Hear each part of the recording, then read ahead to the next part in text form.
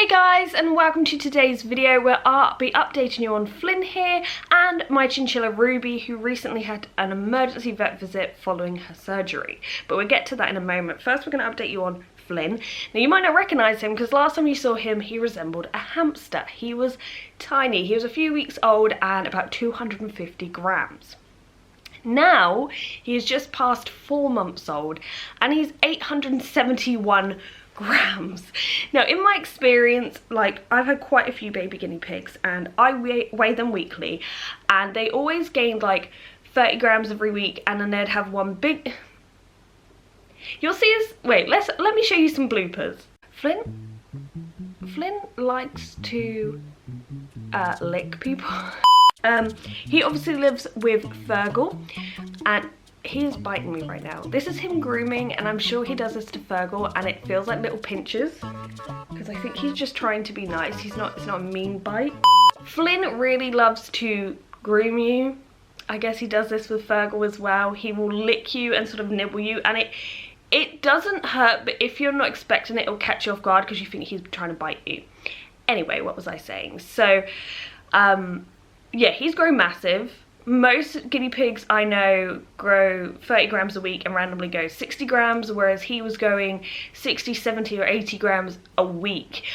So he's really got big, and if you remember from his introduction video, he is a mix of Swiss, Rex and Texel. These aren't his parents, these are examples.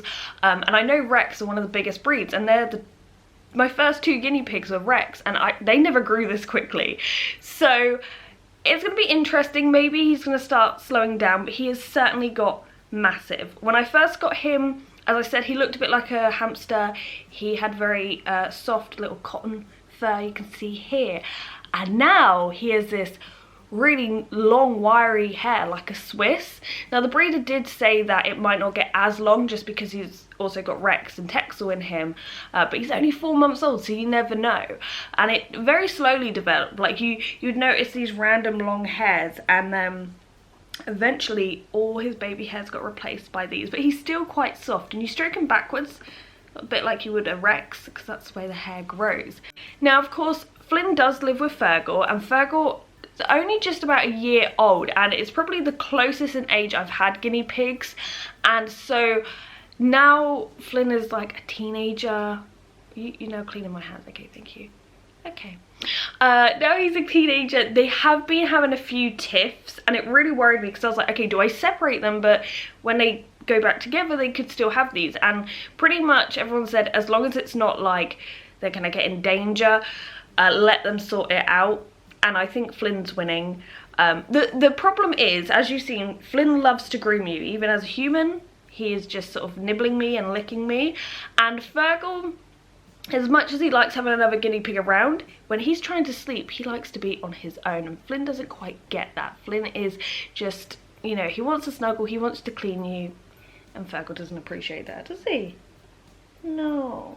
So they are, like, there'll be days where they're absolutely fine, but I'd say last week or so they just had a few tiffs, but I think they're sorting it out. No harm done. One thing he does do, and you may have already noticed it, he likes to like groom me and stuff, but whenever I take them back to their cage, I like hold them like this. You can't see it because it's out of frame, but I hold them like this so their face is facing me and they're close to me and they feel secure. Because my face is close to his face, he thinks he can lick it. So he's just like a little dog licking your face. I've never had this in a guinea pig before, but he is very affectionate, I guess. He you know, and maybe that's what Fergal doesn't understand about you. So mean. But anyway, yeah, so Flynn's doing well, he's growing well, he's got quite a personality, he really likes hands. Yeah. And that's sort of the update on him. He just got massive, as you can see. But yeah, now on to Ruby's update. So for Ruby's part of this video, I am going to do a voiceover just because if you know chinchillas, they don't sit still, at least Ruby doesn't. They have far too much energy. If you are looking for a pet that will sit on your lap and you can stroke it, don't get a chinchilla because They have far too much energy in my experience. So I thought it'd be better if I just filmed some clips of her and talk you through what's happened. Now, last time I spoke about her was her cage tour. She got a brand new cage. I'm really happy with it. She's loving it. She actually has the entire bedroom to herself now. So not only does she have that cage, but in the mornings and evenings, I sweep up around the cage, I sweep down her ledges, and I let her out to exercise. And more often than not, she goes back in when she's done. So it's quite nice for me because I'm not just thinking, oh, well, you know, have 10 minutes and you're out. She's out for a while, and then when she's done, she goes back in. So that's nice to see. But yeah, she had been recovering from having the back teeth trimmed down, and she recently turned 11 years old. So, you know, it was...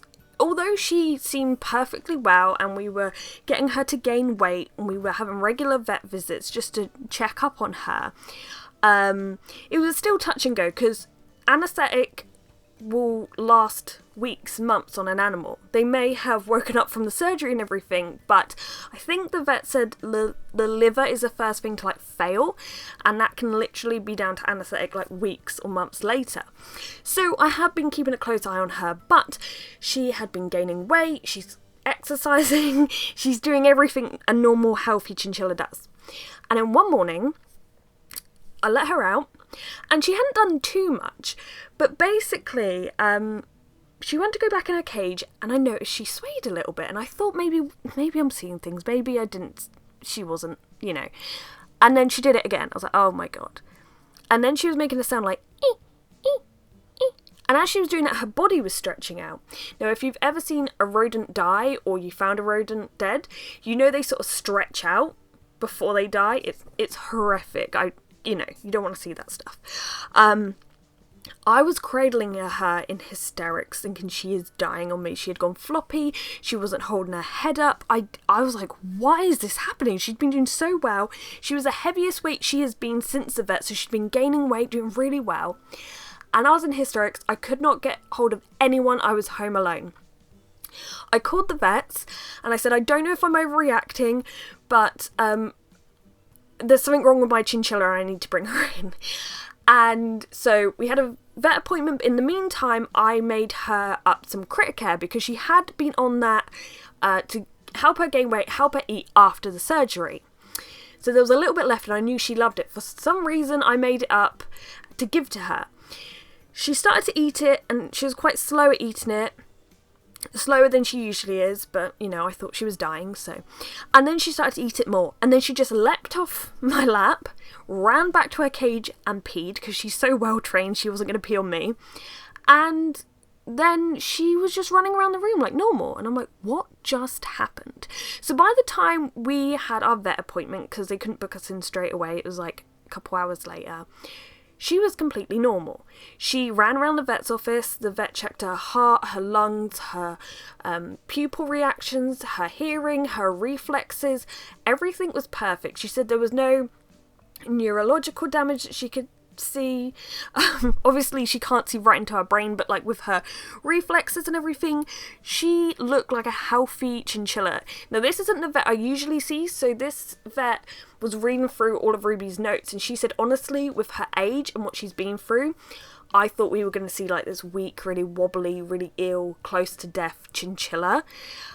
So to see her like she is, she was amazed. She was really happy. She checked her teeth as well whilst we were there. She said everything's perfect. So I was really confused what had happened. I felt a bit of an idiot. But I shared my experience on Instagram that night just because it was such a stressful day, and I honestly thought I was losing Ruby that day. And someone said to me that they had an older chinchilla who did this, and it was down to, I think, low blood sugar. And when I read more into this, there are 3 reasons a chinchilla usually sways: overexertion, overheating, or low blood sugar. Now that morning, she hadn't actually been out long or hadn't really done too much. It wasn't a hot day, it was actually very cool, and it was in the morning, so it really wasn't hot at all. So I think it's low blood sugar, and it might explain why she perked up after eating. And I did read that say it wasn't treated and it kept going further, it could have led to seizures. Now, was she having a seizure? Was that what the sound was when she was stretching out? Was that a seizure? But then you think, wouldn't there be lasting signs afterwards that the vet could pick up on? I'm really not sure, because I don't know too much about seizures myself. But it was so scary. And so I'm keeping an eye on her. She's been doing absolutely fine ever since. But I think if it happens again, I need emergency raisins, because I've read that if you just give them one raisin, that will be enough to bring them out of it.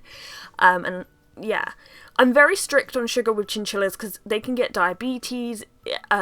Sugar isn't great for chinchillas. That's why you don't want to mess with certain treats and stuff. You have to be really, you know, you can't just keep giving them raisins, you know what I mean? So I've been very strict on sugar with her anyway, but yeah, that was such a scary experience. But yeah, so she's doing really well, really getting on well with her cage. I'm really happy with it, but I thought I would just do this quick voiceover. It's not too quick, it's like 7 minutes long at this point, about Ruby, and I hope you enjoyed that little update. But yeah, so hopefully, I know not many people will probably watch my rodent videos, but they're also my pets and I love them very much and I want to share them with you guys. So I hope you enjoyed this video. If you haven't already, please subscribe and remember to ring that notification bell. But thank you for watching and goodbye.